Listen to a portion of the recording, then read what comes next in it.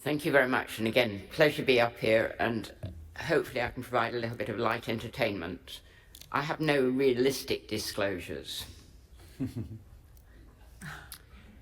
Ultrasound remains a dominant modality for both detecting and monitoring small abdominal aortic aneurysms. And the technique is to view the aorta in longitudinal view to find the point of maximum dilatation before you change the probe and measure the anterior-posterior diameter. So you have to get it on the point of maximum dilatation. And here we are, and if you place cursors on the inner walls of the aneurysm, inner to inner diameter, 3.61 centimeters.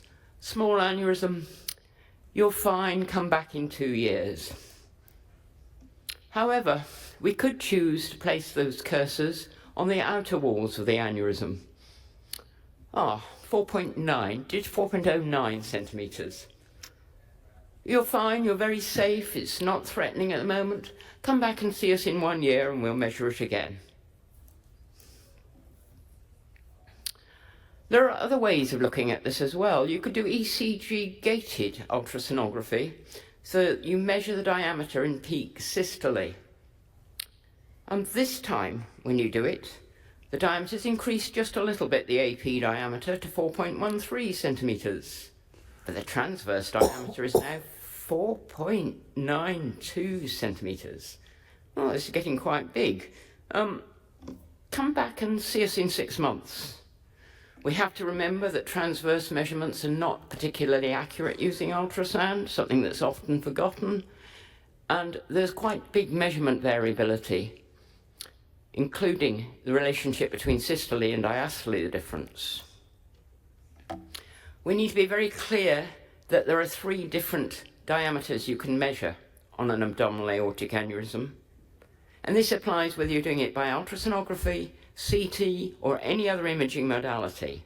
And there's approximately a 5 millimeter difference between the outer to outer and the inner to inner diameters. You need to specify which you are using. The old guidelines from the ESVS about this were not really very specific about it.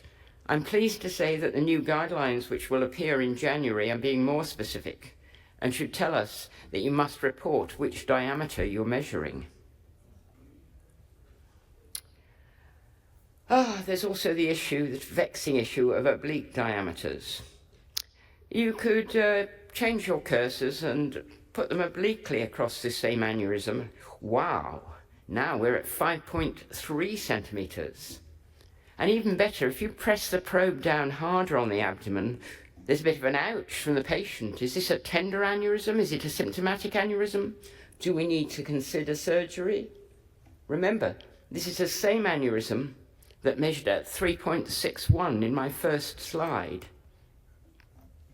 Oblique diameters have vexed CT, MRI, and other measurements earlier on.